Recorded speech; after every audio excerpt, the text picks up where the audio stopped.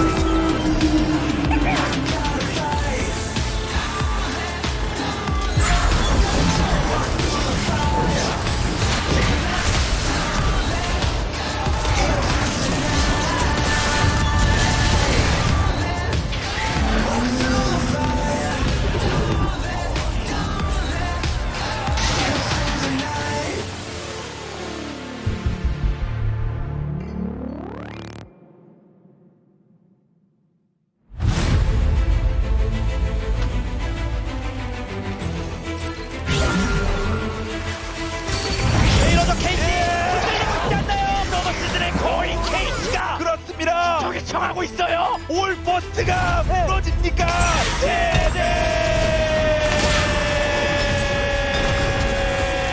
진정한 의미의 인비저블 썸띵이라는 게 있잖아요. T1의 어게인 2010번 도장깨기 스타트. T1 나와 대전에서 제대로 다시 한번 붙자. 대전 간다 KT. 롤러코스터 갑니다. 정상훈에 갑니다.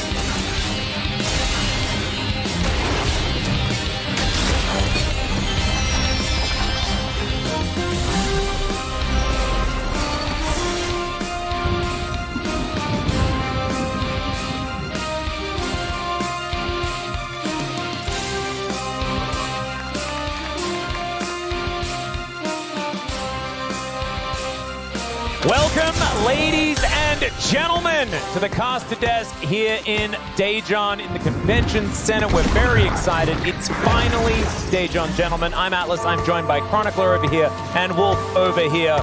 It's time for another Telecom War. Our second for the season. Could we be more lucky, gentlemen? I mean, it's also the third for the year, and this is a rivalry that is as old as esports. And I gotta say that the fact of the matter is here, it's becoming a rivalry, I think, again, like it was back in the older days of top-tier League of Legends action, and I'm happy, and hopefully we get another Game 5 tonight. And thus far, in spring, 5 games. Upper record, 5 games, and I would be shocked if it doesn't happen here today. Even though I do think KT will be looking a whole lot different than they were last time. Actually, winning a game number 5 would be really big for the team here today. Yep, they were able to take the first game, but that was the only one that really looked one-sided. Let's have a look at some of the predictions, though, because there might be some fans that are a little bit upset with how a lot of us have decided to go. As you can see on the Korean side, only Nofei, a T1 chooser. And on the global side, Huni, Orcs, and Law. In fact, the entirety of the desk are going to choose T1, and the rest of us have gone with KT. For me, I think if KT plays their best, they're the favorites tonight. If they play at their peak, what their potential is. The question is, will that happen? You know, we've seen playoffs so far this season be about who shows up better on the day, and I think this one definitely could go either way. And understandably, the fan prediction, as is always This is where the case. balance comes in. We get the balance by showing the fan prediction. And you know, this is right where KT fans want to be. I think a lot of the pressure is off this team after they got knocked down by T1. They'd obviously have a really good showing when they went towards the lower bracket, showcased that they are very much still at the forefront of being one of the favorites to win it all here. So look at that. There's Genji. And we can see their predictions as well. Only Delight and Score choosing KT. Once a KT player, I guess forever a KT predictor is Score. And Delight, of course, a big Lehens fan, so you can understand why he is gone that way. Peyton Chobe just sitting there, like Delight, like, hello! Yeah, it's a little bit of fan interaction here. And for Genji, being the team that's waiting in the finals, predicting a lot of T1 here. Don't know what it says about which team they'd rather face, but they have, of course, defeated T1 already in order to get here. It was a very close series. A couple of times in a row, if we remember correctly as well. And so you can understand that some of them might be a bit hopeful for that outcome because KT has kind of had their number this season. Yeah. I really feel like this series is the culmination of the growth of these teams all year long. Well, let's introduce the players starting on the top side of the map. Zeus and Keen. 2 players that these teams are going to be relying on. And top lane is relevant again, guys.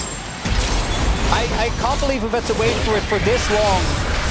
But this man showed us, right? Keen has showed it to us all throughout the regular split. Zeus tried his best, but wasn't really enough. But now, in the upper bracket final, that rumble with Ignite in Game 2, that was a turning point. Yeah, it certainly was.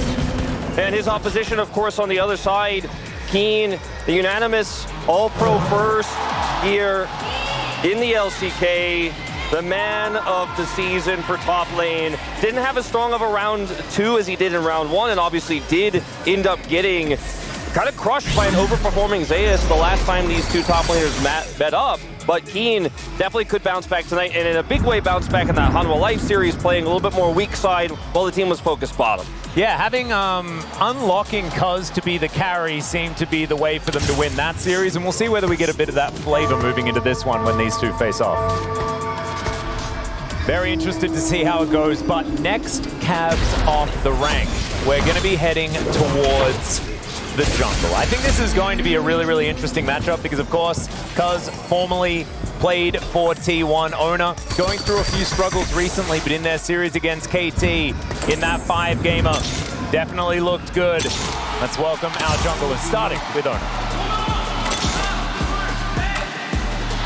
And as mentioned, owner hasn't had the best split, still very confident, needs to be. Did definitely improve after the return of Faker, which is understandable, but I think that he needs to perform today. Cuz to me, even though he has fallen off a little bit in the playoffs, is still such a core part of why KT has been so good. He's been able to solo carry games on his Sejuani, on his Viego. If Owner doesn't find a way to keep him down, the man we're about to see walk up here is going to have a field day. He certainly will. Cuz has been so fantastic this year, starting with Spring, having a really big resurgence here in 2023. There's his signature pose, and the man has put so much pressure on the lanes that have the lead. So if it's bottom side and Lehens is getting control with aiming, he's going to put the pressure in further there, gets a plate goal. He's going to do it top side for Keen when that's the pressure point. And obviously we'll link up with BDD for early pressure in lane as well. He's just been so useful in the early game, and they're playing through him a little bit more differently here towards playoffs. I think he's looked a little bit weaker as a result, but I think he's still a top-tier player, definitely who I favor in this particular jungle matchup. Really interesting seeing the two of them walk out as well. I feel like it's just Ellen that's missing from that particular roster all those years ago. But we are now going to move towards the mid lane, one of the most historic matchups that we have, if not the most, here in the LCK. Almost up to their 100th match. Let's start with the man of the hour. It's Faker making his way back in. And Faker has been absolutely pivotal to this team. The absence of him was more sorely felt than any player in recent times that I can remember. We saw how much better the team looked once he's gotten back, and while his laning phase still hasn't looked the way it did, say, a year ago, his impact in team fights has revitalized this team. Yeah, it certainly has. But on the other side of the rift, a man who has the weaker of the win rate in this matchup as they reach 100 tonight.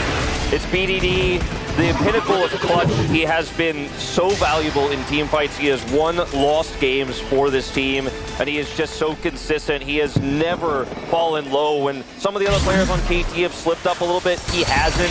He has been the most consistent player on this roster, and he's got such a storied history as well here in the LCK. Looking for his third title. If he can win this tonight, move on to the finals, he might have that chance. Both of these players with such an incredible legacy.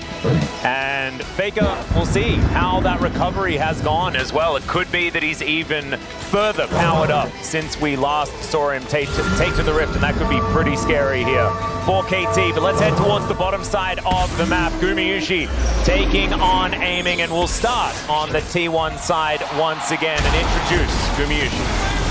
And one of the players that even during the struggles of T1, I think, tried to keep it together. This wasn't always successful. Not every week was a winner, but it was him and Zayas that at least were looking like a decent version of themselves. Very confident player as well. And with how T1, the team as a whole, has kind of shifted away from the lackluster form with Faker returning, I think he has been perhaps the biggest benefactor. Yeah. And on the opposition here for KT Rolster, aiming has been a player who's benefited, I think, the most from the meta. Out of any 80 carry in the LCK, it is certainly a good time to be an aiming fan with Kaisa being so strong at the moment. But he's also been one of KT's more inconsistent members in best of fives, known to slip up. Did so in that series against Genji when they're on this exact same stage of that tournament here in the lower bracket finals. He will have to come up big tonight. See if they can lean on him a little bit in draft to make sure he gets the picks that make him comfortable. As I feel like that's one edge that Guma, even though he's relied so much on the Xayah, has an edge over him in terms of champion pool. I would agree. I think if you see T1 playing around the bottom side, you're not worried. If you see KT playing around the bottom side and you're a KT fan, you're very worried. Because this is a team that sort of just lets aiming do his thing and sees what happens after that. You know, it's mainly about Keen and BDD getting the carrying going. Or maybe it's about these gentlemen as Keria versus Lehens. Last season's MVP versus this season's. And let's introduce Keria first. Keria, he was the MVP of Spring. He changed the meta. He brought Marksman back to the bottom lane in the support role. But he has been a little bit inconsistent, I think, though, peaking at the right time here at the end of the season, bringing back the memories of what he's done over the last several years on T1, on DRX, and I think peaking now is the best time, of course. As long as he's not on the prom, we're pretty happy with his performances in playoffs so far. His engages have been incredible, and he's taking on the summer MVP. You gotta love love this man. Lahens, look at him. His ceremonies, his gusto, his comms. Everything about this man just screams pure joy for League of Legends, but do not underestimate him. His impact on the map, and specifically the way that he and Cuz run early games, run mid games, have been so incredibly important for KT. And if Lahens is truly unlocked today, T1 is going to have to put up a hell of a fight. Certainly will. I think so much is going to come down to what these two players have been playing. We've seen priority picks all over the place for both of these teams at bottom lane. And out of like the other teams that we've had here in the playoffs, we haven't seen that level of priority on supports. These teams rely on these players so incredibly much. And I'm very much looking forward to seeing what these drafts are going to provide for us, because it might mean so many of those high priority picks from other lanes are going to be left up because you need to ban Rakan, you need to ban Alistar. All of these things might come into fruition, and we'll see what sort of developments do happen over this draft as T1 versus KT. The fist bumps. Man. We are getting ready, boys. It is time for the lower bracket final. One of these teams will be going to the World Championship. Join Gen G. Oh man, I cannot wait. It's going to be goosebumps. Atlas, to watch them fist bump on the stage here. We have such a massive crowd here in Daejeon. And I love this new format where we get to have our final playoff match leading into the finals with a huge live audience, no longer in Lowell Park. And the T1 fans have been waiting for a long time to see T1 at their peak, and it seems like each and every best of 5 they have played leading up to this moment, they have looked better and better. KT, it's the summer of KT. Their entire year of work, so close to spring finals, they missed out. They lost to T1 last time. Last 2 best of 5s, they've got an opportunity for revenge here to get to that finals. There's just so much on the line here. And what is important is that even before Faker had to drop out because of his injury, let's not forget T1 did not look like they did in spring. And I think that the biggest question here today is going to be not just have they gotten back to the form that we saw them in early summer, because I don't know if that's enough to beat a KT that are not going to leave you any space after what happened in the upper bracket finals, or rather in the first round that they played, right? And I think you need to see a return for them to what they look like in spring, when they were outside of specifically the finals by a large margin, the team that was able to take their name. Because KT, even with their stumble, like that 3-0 against Hanwha Life was a very clear sign of this team saying, hey guys, we're still here. And it felt like this was going to be just KT and Gen G duking it out, and all that T1 have done up until now is put their name back, say it's not just 2 teams, it's 3. That's right. Absolutely is. Yeah. T1 will have blue side. This is mentioned in the coaches' interviews because of their higher seeding here. They have side selection. They've chosen blue. And we headed this first draft. My focus is going to be on mid for the very first few picks because T1 have leaned on Faker's Azir. He hasn't recovered fully. He's still injured. And they've put him on this Azir because it's a pick. Obviously, it's a comfort pick for him. Very safe in lane. Very easy for him to pilot it. And they've leaned on it so heavily that, I mean, picks like the Talia that have come back again here that BDD popularized as an answer to Azir are definitely very strong right now in KT. I think should have some good answers if we see T1 fall back into that Azir pit once again. Well, now it is time to get to the draft and see exactly what is going to be taken away and what is going to be left up. It's our new and improved drafting as well. So if you are a little bit confused, you could have done some research watching the LEC, very similar to that one. We're going to be banning and picking from the middle to the outside for both teams. The Alistar going to be taken away, and this is something that T1 were doing against KT during that entire series. And you can see, here's the handshake that we were talking about. 3 of them already gone. 4 of them. All right. A couple of them are also kind of junglers, I guess, but this is getting a little bit crazy. This is how we end up with Yuumi and Milio, guys. I'm not liking the direction this early draft is going. Oh, God.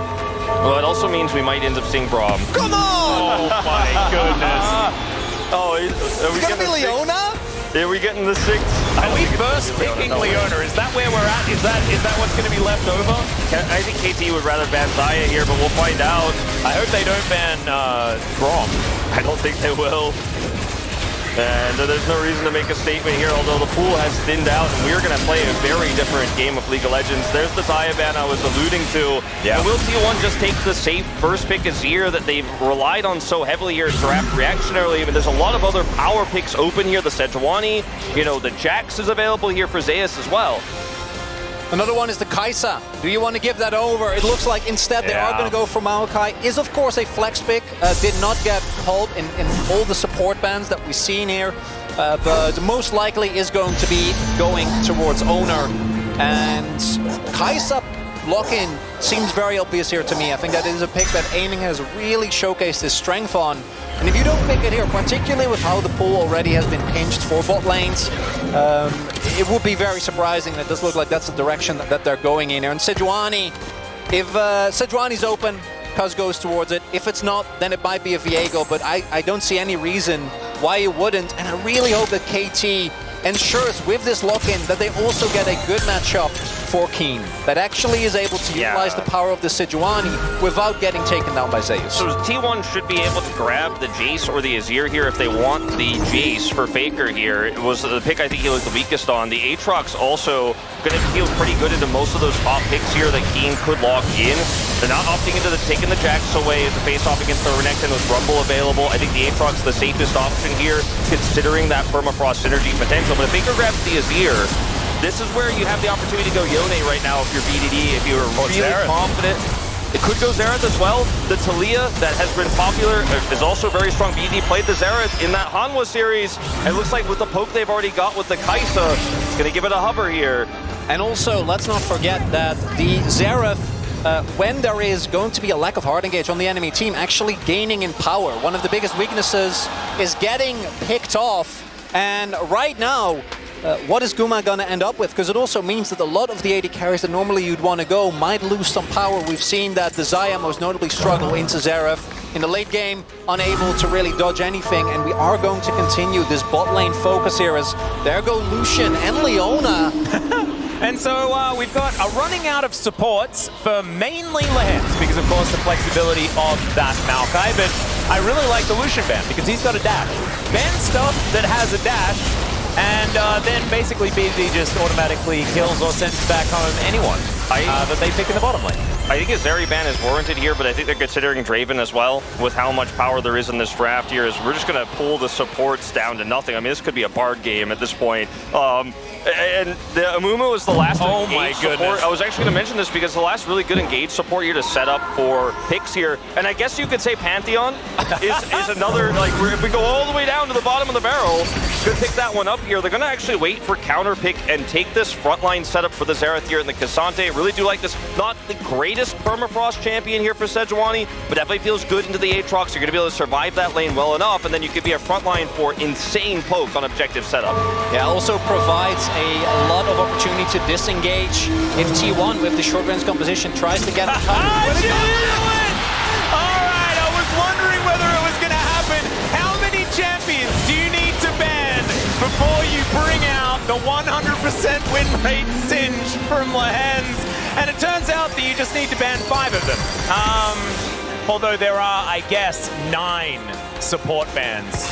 Well, 8 support bans that are already up there towards the top of this. 9 if you consider taking away the Maokai and the Lulu by T1. So I guess that's 10.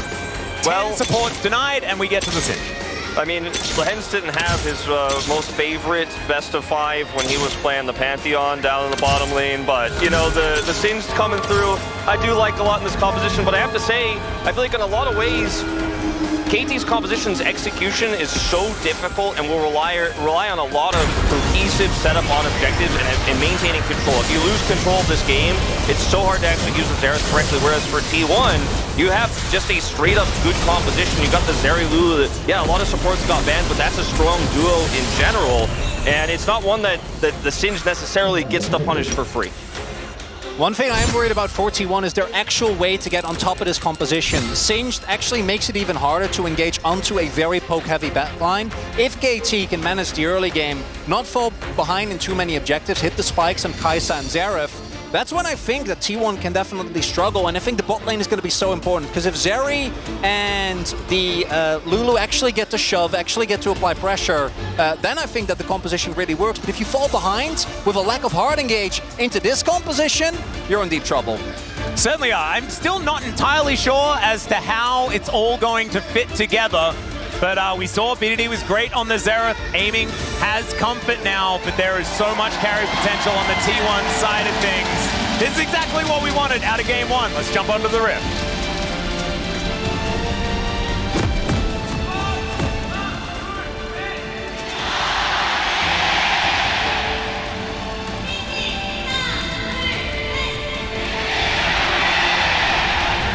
All right, and the Daejeon Convention Center erupts with the Whiting chants as there's a cute little ward towards the bottom lane that we are checking out. Thank you very much, Jonah Strong, for bringing that one to our attention.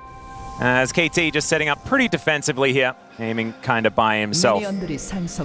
And I am very intrigued. We have seen Lehens find victories on this Singed over and over again, but the reason why is because he picked it into Yumi's and just destroyed them. It was his ultimate counter pick, and him and Ruler would just prey on cats. That's what they did.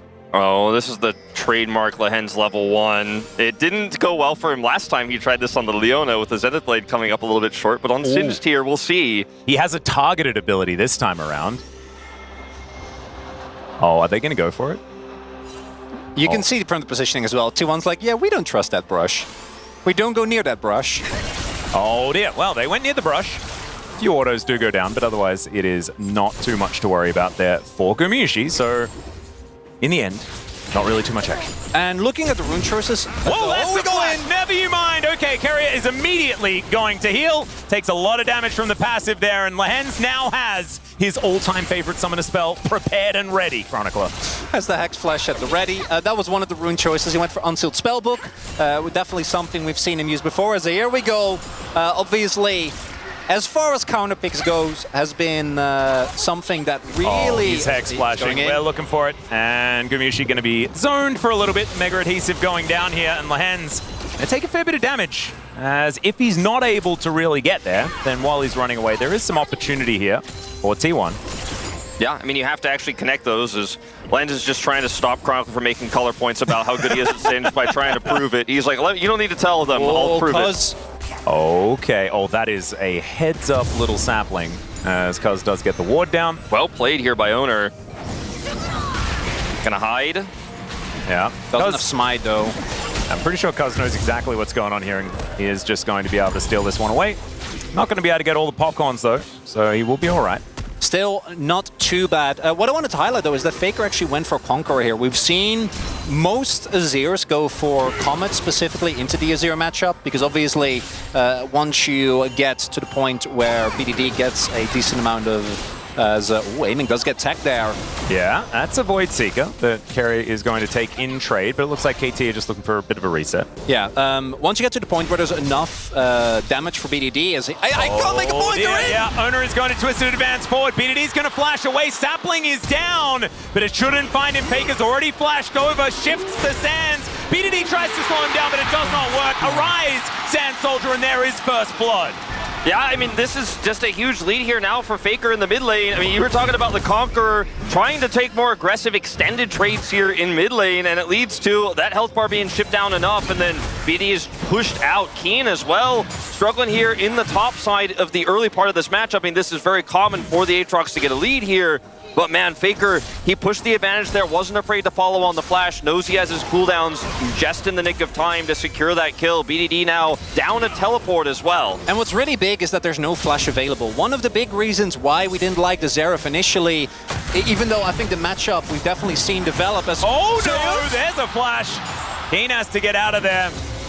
And T1 are unrelenting, right? The pressure that they're already putting up in lane is kind of crazy, but not having flash when Faker has an experience advantage is such a big risk, because it means that particularly with something like the Maokai, where the setup is so easy, BDD is going to have to play so much safer, and at least in the early game, KT definitely getting pummeled a little bit.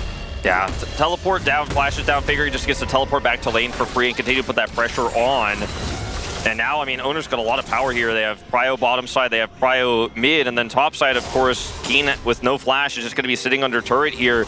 And this early game has gone so well. And when Faker hits level 6, just as you were talking about, that threat of the Emperor's Divide all in is absolutely there. So this means that Kluzgut has to surf this lane here. Lehen's also coming up for the roam, trademark Lehen's, and Faker's going to see that and say, all right, well, I'll sit back for a minute. Yeah, just throws some glue on the ground and then walks away. Does not reference it any further.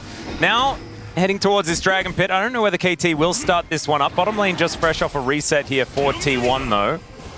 Just making sure that they can get some control of the area. First rate going to be that Hextech. And let's have a look at this one again as BDD walks into the open arms of the tree. Yeah, just trying to kite up here away from the Sand Soldiers, and that's exactly where Owner is. BDD just expects him to be doing Scuttle and just not be that close, and he's just completely punished for it. Not the end of the world just yet. 500 gold is the lead here for T1 as the Drake has been started off. Full control here for KT. Bottom side, and with 4 people in the area, they will do a fair bit of damage to it as we head towards Sepia mode. Not entirely sure what has happened here. Probably just trying to iron some things out, and hopefully we can get back into this one in a lickety-split, you know? Something we haven't mentioned yet either is that aiming after the early game, right, obviously, a lot of action level 1, but neither lane really getting a definitive lead. Went back, picked up a call, and I think that's also a sign that KT are not 100% you know, worried about the early game kind of going the way. With the call, once you do cash it out, it's going to accelerate the Kai'Sa to the point where you will have a lot more reliable poke damage. Yep, we have a little bit of a peripheral issue that has, I believe, basically been sorted out, so we're going to be jumping back onto the Rift very, very quickly. Just wanted to make sure that we could get some shots of our beautiful venue here in Daejeon, looking absolutely fantastic. The second largest convention center in Korea? Just crazy. Can you believe it? We can't, personally, but we'll just have to take them at their word. We'll have to take them at their word. It's been a really nice venue so far. I mean, we've got a really nice caster section in the back and everything. I feel like I'm getting the VIP treatment waiting for this to start, or I was. Now it's started, I'm not waiting anymore, and we're back in the game. But yeah, you mentioned the call buy here. I think KT just gonna kind of have to sit back and scale a little bit in this early game with how the first gank went and how BDD is now flashless. Of course, now Faker still has that level 6 advantage, and there is a lot of poke and a lot of setup in the later game, and getting this Drake actually buys you a ton of time as KT to scale up towards that poke that you're going to have later on. But definitely feeling right now very happy about the lead if you're a T1 fan. And I think KT is really happy with the fact that they got a dragon, because BDD, as you saw there, it's like, I am underneath my turret and I am not moving. I think they spotted Owner as well on the brush, or the ward rather that they have in the brush right near the river. So Owner attempting stealer, which I don't think is going to work out. But as long as BDD doesn't have flash, he needs to play that respectful.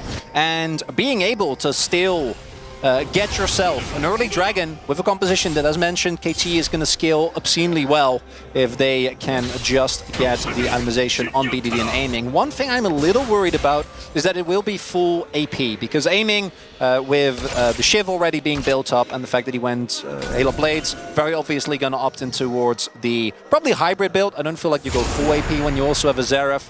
But that does mean that particularly if T1 get early leads and have the funds to itemize into MR, I think KT's comp can run into some troubles, even if we get to the later stages of the game. Yeah, generally speaking, I mean, you definitely can itemize for that. And Faker obviously already has into the Xerath here with the Merc Tread, so you know, it's just going to be about how much poke can you land and then how much of it ends up being so impactful. Like, you don't have to get kills necessarily, but if you push Zarya, push these Azir out of these team fights, then that's how you win neutral. That's how you're going to do these objectives, because you don't have a ton of rush damage on Baron, for example. T1 with the Zeri, though, on the other hand, with the Azir, who will have that Nashor's Tooth second item, can do a Baron very quickly. So KT, if they lose control of this map, it becomes so difficult to do objectives unless you have vision to land that poke. If you don't have that, his comp does almost nothing, and the Cassante is going to feel very useless. There isn't a lot of engage here. The Singed can be pseudo-engaged, but you don't really have that much great follow-up for the Sejuani ultimate either. So I do worry about KT already at a small gold deficit, but it's significant enough. Faker? Yeah, Lens is ghosting. Glacial Prison's going to go wide, though. Faker able to avoid it. I guess we'll say it that way. And KT going to clear out the minion wave. They're going to be absolutely fine. Kerio was in position as they have started up this Rift Herald. KT, of course, in position as Sapling's just running around. They clear out vision where they can, but looks to me like with Zeus' help, this Rift Herald should just comfortably go over to T1. And that's an opportunity for T1 to get an even bigger gold lead than they've already been able to build up. We haven't really talked about top lane, but with how the early game went, we did see a big lead as a possible dive might be set up here. Yeah, there's a killer instinct on Gumayushi, who has ulted already. Lahen's looking to find his way down there. There's the adhesive. The passive comes down though, and that's almost just a solo kill. Walks onto the slowy ground, and that's why Lahen's manages to pick up one as well. Nice kill for KT. Yeah, Cuz also putting the pressure on down here. They made it happen so quickly that it wasn't necessary, but they gave up the Herald in such an aggressive way. They were like, yeah, we're going to give this up, but we're not just going to let you sit down here, Guma. That is not going to happen. And you saw also the attempt there from Lahen's to use his Ghost with his Unsealed Spellbook to try to make something happen on Faker, get his flash. They weren't just going to go, all right, we'll give this Herald up. They're like, let's see what we can get. If we get a pick mid, we get this Herald, and then this Killer Instinct here, this shield is going to absorb a lot of that early damage. Then this is just going to be a stack up off the passive. Nothing Guma can do once the slow comes through. Pretty big mistake there from Guma, because also the pings were going down. They were aware that the rotation was coming over, maybe underestimated how fast Lance could rotate, but that is a really big win for aiming. Again, with the call, was already going to build a natural lead, and then add to the fact that Guma, he tried to like pivot away and then maybe flash once he got out of the pool, but as a result took too much damage. I think keeping the summoners there is definitely the right call, but could have been avoided, and we're starting to see KT ramp up the pressure.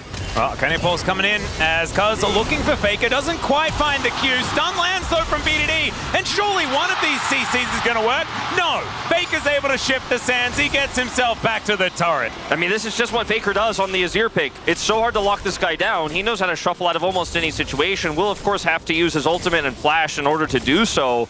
But very well played. Looked like he was dead for sure, but he plays it so perfectly. Waits till the last second to use his shuffle there. The Sand Soldier he puts back on the turret, and also handles the first play there so nicely. And Lahen's just constantly wants to catch Faker. He wants to put the pressure on. He's not just going to say, all right, I picked Singe, didn't work out in the laning phase. I'm going to roam. I'm going to make pressure happen every time I've got Ghost, every time I've got ult. He hits level 6, instantly goes mid and makes a play happen. And he's making big impacts even if he's not picking up kills. That's a Stormrazor, Chronicler. Tell me about it. I don't know. Do we want to go back to aiming and Stormrazor? It looks like it's going to be 80 Kai'Sa after all. And I actually think that given that we are looking at otherwise a full AP composition, it definitely is a build that is a much higher risk, while at the same time making it harder for Team 1 to itemize. The fact that he goes Stormrazor though is... I have a theory. I feel like he decided after starting the Shiv component, like, I need to actually build AD, and so he decided to go for Stormrazor take, because it doesn't feel like an item you'd even want to go first on Kai'Sa in general. Doesn't suit her as well as a lot of the other items like Kraken Slayer you'd want to rush. So it feels like just an adaptation on the fly, which isn't a good sign for me, to be honest with you guys, but I do like what it means in terms of the damage profile. Just don't know what it means, or how much I like the fact that he has Stormrazor Razor on Kai'Sa at this moment in time. But that's kind of my theory, is he started itemizing towards the Shiv and then decided halfway through, like, this isn't the right choice. Well, this Cloud Drake is going to get started up no matter what items they have.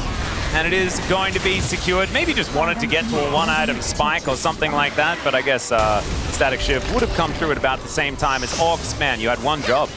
But I can understand he's probably feeling a little bit nervous here. It is the... the game before the final. This is deciding who goes to Worlds. There is a lot on the line. It's Daejeon. It is Daejeon. I'm kind of wondering if the Stormrazor specifically is tagged to try and use the Energize proc to keep up with Zeri and make sure that you actually can... Because Zeri obviously will be very slippery and hard to catch. Gets a ton of movement speed when she uses her ultimate, so maybe that's the angle. I just haven't seen it because we've only seen either Shiv or Kraken Slayer, as you were already pointing out, Wolf. I do think that one of the big things we haven't really talked about yet, because we have been conditioned to believe that top lane doesn't matter over the last, like, what, 5 years of League of Legends? Unless he just made a mistake. Yeah, I mean it could be, but I'm gonna have faith in aiming, and also nothing happened, so I assume it's gonna be fine. But Zeus, because of the attention that's been paid towards Faker, Lahen's is okay. Right of the Arcane comes down, and Faker avoids the majority of it by walking. walks it off. But Zeus being 20 CS up, right, in an isolated matchup that he blinded with a pick that scales obscenely well is definitely something that I think KT at some point are going to have to deal with. Once this Aatrox starts joining skirmishes, if you make one mistake and he starts getting resets with Duskblade and his ultimate, you will not win the 5v5. Yeah, and the problem is Xerath is so vulnerable to those. The Singed has to be up in the thick of things. There's an opportunity to get that reset as well with the damage they have. Leandri's here for Faker, going to help burn through those health bars as well during these extended fights, and is going to help him rush down objectives too. I just really like the position that KT is in right now, and despite Lehens' best efforts to make something happen mid, Faker has just avoided death. He has cheated the lane, essentially, with the Xerath counterpick against him. And this is just what Faker does, and, you know, we criticized some of his mechanical plays we saw in the best of fives, but we knew he made a huge impact, obviously, in terms of shot calling, and the team just looked better when he sits on the stage with the rest of the T1 players. But in this game, he's had a pretty fantastic old-school Faker one, and just looks like the windows for KT to win this game are closing to a certain extent. Now, they are 2 Drakes ahead, but it's Chemtexel. You know, it feels like everything is stacked against you right now as KT, and you really cannot lose control of this map ever, even once at this point. And that Aatrox that you were mentioning, once he starts joining, if he wins even one team fight, it gets so hard. This area is going to be a bigger and bigger problem the longer the game goes on as well. And I think KT, with the fact that BDD is still in a good spot in this game, even though all the effort didn't really end up paying off, is going to have to make a really, really big play here when we get to the mid-game, right? Be able to completely zone off T1 off of a couple of objectives. Maybe punish them when they do try to go for an early Baron, which I could definitely see T1 try to. And then make sure that you absorb the initial engage. Because, again, I do think T1's one weakness is that actually getting on top of the enemy backline outside of the Maokai ult can be hard. And this choke point, I don't think you can move through. Yeah. You can see Keen already teleporting in. Here's the Nature's Grasp, though, as now Keen looking for an opportunity, finds a Q onto Owner, and then dashes away. That's a big old ulti as Lehens. He's in there and then out of there. Faker taking a fair bit of damage. Keen, though, is getting very low. 2-man Q comes through from Keen, but now he's still just on the run, and Gumayusi is free hitting. There's a flash forward as BDD is just collapsed on, and Gumayusi picks up the kill on the Xerath. KT not really coming out ahead on that one, although Lehens did manage to secure the eye. Still, Cuz getting engaged on, and Faker going to be tanking that turret for a little bit longer than he otherwise wanted to. Still, big win for T1. Oh, if you give up that Herald, you're going to lose all that map control I was talking about, because it's going to take out mid-turret, and then you're going to have a huge hole where Owner can operate through and start sieging up the rest of the outer turrets. The problem is that they weren't really in a position to win a fight around this objective. And when you watch how it all starts off here, they have choke point control. BD's doing a decent amount of poke here, but then Keen, isolated at the front, takes so much damage here from Faker and the Leandris, has to get out. Lehens also gets the eye, but is now a non-factor. And while BDD's hiding back here, trying to do as much poke as possible to try to make sure that T1 can't subsequently take out the turret, he puts himself in an exposed angle here, gets caught by Owner, and is subsequently taken out. And I think that could have gone much worse. BDD and Keen actually did a really good job to deny Faker the shuffle, because if that shuffle actually comes through, Faker attempts it again. When we get to the turret, gets cancelled there as well. Then from that point on, right, like that's when Zeus gets free reign and actually play really aggressively. And just because of the fact that they actually were able to pick up the Herald, I think that KT will get another opportunity, and because it keeps their mid lane turret alive. Like particularly with Xerath, having that bastion of safety is so incredibly important, because it allows you to actually contest mid lane prio without being at too much risk. And that does mean that KT might be able to make their way back, but last time T1 with the ultimate from Owner was able to get through this choke point nonetheless.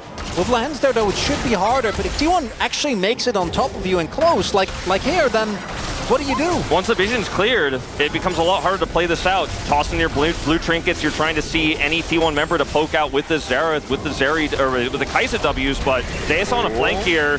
Yeah, is going to be on vision when he does umbrally dash over that wall. Arctic Assault gets Cuz to relative safety, but it means they're not able to get themselves the Drake.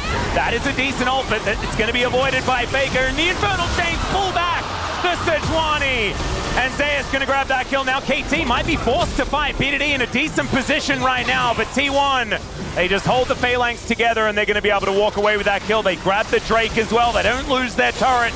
Everything working out here. Yeah, the fact that they're able to save the turret in itself is incredible. And once again, Faker almost gets the shuffle Emperor's Divide and is caught by BDD's stun. Oh, man, another time.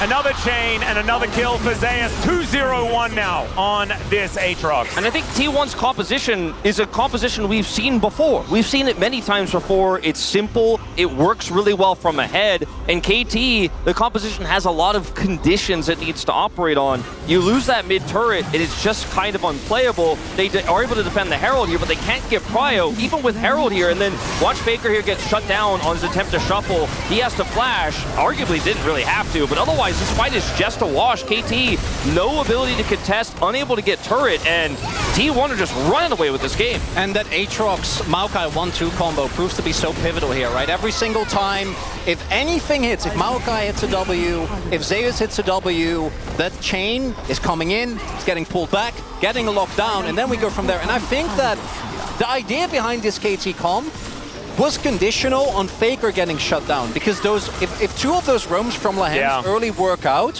what happens is Faker's behind, you have a fed Zeref that completely has perma-prio, denies any form of ability for T1 to get in, and again, I think that T1, if this comp ever falls behind, it does struggle, but because that didn't happen, because Faker absorbed all the pressure, the, what, 2 free Lahen's ganks didn't end up working out. Now we have a situation where mid lane is really far behind, and without Zeref in a good spot in this game, aiming, especially for going for, I guess it will end up being a hybrid build nonetheless with the Rage Knife already here, but it doesn't really have anything meaningful to offer right now. Keen is again in a matchup where he was never expected to necessarily win, but it's a almost 50 CS lead here. Yeah. I kind of thought Lahen's had bought a Shirelia's, but he hadn't. That was actually Carrier that I was looking at, and I thought that somehow he sold it and then tried to go for another item. But doesn't have enough money, unfortunately. KT looking for a reset. The next big... Oh, I like this. Wait, oh boy. Aiming level 12. Trying to find the opportunity as they do go all out towards that bottom side of the map. Great Q is going to connect, and that is the kill. Now a teleport from Faker, who's going to get slowed down. Does shift the sands, though, and is going to stay alive. They get a teleport and a kill. That's pretty significant. This is going to stop that Baron pressure, because that was the next sticking point here for T1, is the fact that Baron has spawned. It's 2 item Azir, 2 items Zeri. Oh, could happen again. Yeah. And he presses W a few times. There is a flash from Kane. Emperor's Divide comes down as there's the flash over from aiming. Couple of autos and both solos are now dead for T1. Just like that, KT's back in the game. I mean, it's still a significant lead here for T1, but you take out 2 of these critical solo laners, and now you can get a little bit more map control, especially around bottom side. Not as relevant as getting top side control, of course, with the Baron being the next big objective. But T1 were in a position where, with the setup here in bottom lane, they could have just pushed top, got Baron control, and forced KT to come to them. But KT are going to come down here and make some proactive plays. They get the teleport from Faker, which pushes him off Baron. Then, Aiming and Keen sit and wait. Faker, he's greedy. He's denied getting over this wall here. Very well played from Keen. Aiming will have to commit the flash, but still, 2 kills to the bottom side. Really nicely set up by Keen. They're also actually utilizing the global or semi-global that Kai'Sa has available. Something that we've seen Nocturne do as well, right? The downside is that there isn't an immediate objective available for them. I think a substantial amount of gold means that KT at least will get another fighting chance, but by itself, that's not enough. And yeah, that teleport from Faker, the death obviously worse, but even the teleport, if this is a Gore Drinker Cleaver Aatrox, then maybe he lives. And the teleport ends up working out, but like with Lethality in particular, once you get caught, it is kind of immediately over, especially if you can't get a quick reset. And it means that KT gets a bit of extra pressure, but, you know, it's 22.5 minutes. And I wouldn't be surprised if we see a trigger pool, particularly with Nashers and Leandries here for Faker at the ready. Yeah, that's the scariest thing KT wants to avoid, is T1 having the opportunity to turn, and those kills did buy them a little bit of space. You could see them taking some vision control here. Aiming also going to get the scuttle here before this next Drake spawns. They could see if anyone's getting greedy to try to hold this and then teleport in. Zeus, for example, could try to solo that one. So they have a lot of information here and have stopped T1 from just doing that trademark early T1 Baron where they just group up, say we have the damage, we've got better turn, and KT with no vision can't really poke it out. Now they have to fight for that vision. They don't have control over the Baron pit. Still have a massive gold lead, and I still really favor T1's position here, but KT at least get one more real fight here around this Baron pit, kind of on their terms. Well, it is going to be the Drake that's going to be started here as Aiming and Cuz just dive into the pit, immediately teleport from KT. They are committing to this one. And T1 are a long way away from this. Kerry is going to turn up, but he's not exactly all that tanky. Ona trying to speed his way in there with that Shirelli as it is going to be the Baron secured. Can KT escape? Is the question. Nature is grasping, and Gumayushi's going to press the ult button. There's the cleanse as well. It's beautiful, and BDD's going to be taken down. The Singed also dead as Keen's just trying to keep him busy. It's a double now, and Gumayushi's just trying to keep them here. It does not work out. KT do make a couple of these Barons survive, but I'd say that that punishment is pretty apt there for T1. They hold on to their advantage. Ooh, another pause here. Hopefully just a simple hardware problem that we can get fixed as quickly as the last, but that power of Maokai was on display there, wasn't it? The ultimate coming through to catch them, and Lehens tried to block so they could get out, but there was a little bit of a miscoordination. Looked like KT, half of them decided they wanted to turn, the other half were like, we're getting out of here. There is absolutely no turnaround on this one, and KT just don't come up with a W on this. You have 2 Baron buffs left, but yeah, absolutely not what you wanted. I think the denial is definitely something that KT is going to be, you know, that's kind of the saving grace. The fact that T1 won't be able to get it, I do think that particularly with a poke comp, once you fall behind and the enemy team gets a Baron, it's kind of game over because they can just dive you at will. What is really important to me, though, is that if Faker has teleport there, then that play probably doesn't work, right? As we do have an issue with Cassante, I think. Yeah, got a little bit of a Cassante bug. The good old camera just not doing stuff. Issues with Zeus and cameras not necessarily treating him very friendly. It is a tale as old as time. Yeah. This time didn't throw his shop away. He was himself had his camera thrown away. So I assume this is probably just a little bit of a restart, and then we're going to be back in. Probably will be the case, just getting him back into the game. Might have gotten something happened to him when he got all outed. I'm not 100% sure, but that is my guess. Yeah, that's what happens. And I want to go back to something that you said, though, Wolf, because I think the biggest experiment that KT have done this game is leaving up Maokai. We were having a discussion about this on the POG state. I've been pretty adamant about the fact that T1 relies on Maokai a lot. They decided to go for the experiment in this game. I'd say that you'd write that down as a complete and utter failure. And now, start banning the champion is probably going to be the way to do it. As we have a look at the replay here, the Baron is going to go down to KT, but T1 close in.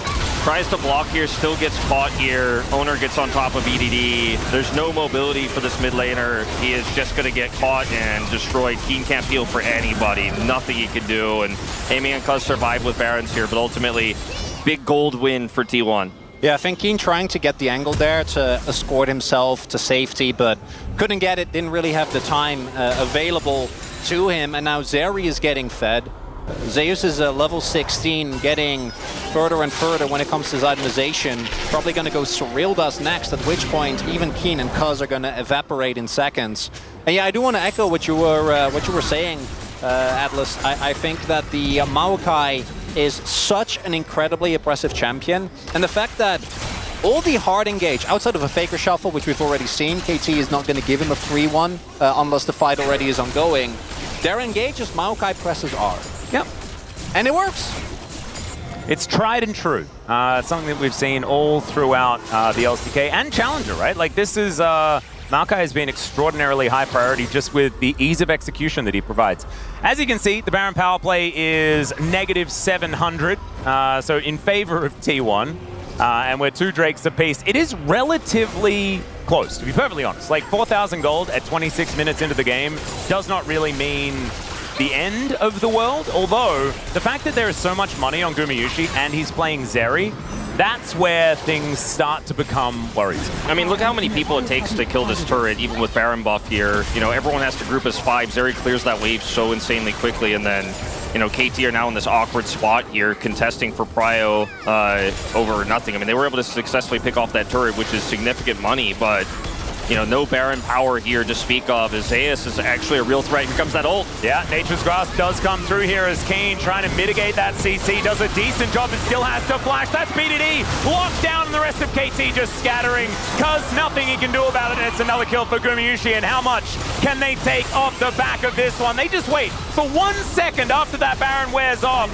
And now they are inside KT's base, just tearing things apart. T1 looking very good in this first game. I think the best draft we've seen from them in a while. I think very simple, very easy to execute, but well executed. And I think Faker's play in the mid lane was so important. And I want to go back to a point that you made earlier, Chronicler, about how the pressure point was definitely trying to punish Faker, get that Zera at the head. And from behind, with this Maokai ultimate, again, Nature's Grasp is just so oppressive. And as soon as they see we caught BDD, they turn off a Keen. We don't need to burst down this Cassante. Let's just kill the Zera. Cuz is caught out here as well. And it's just easy from ahead to be so insanely oppressive against a comp that can't poke what it can't see and can't poke against heavy push. And it's just circling the drain almost at this point here for T1. And what I want to highlight is that even with the Maokai, right, say that was a Rel instead.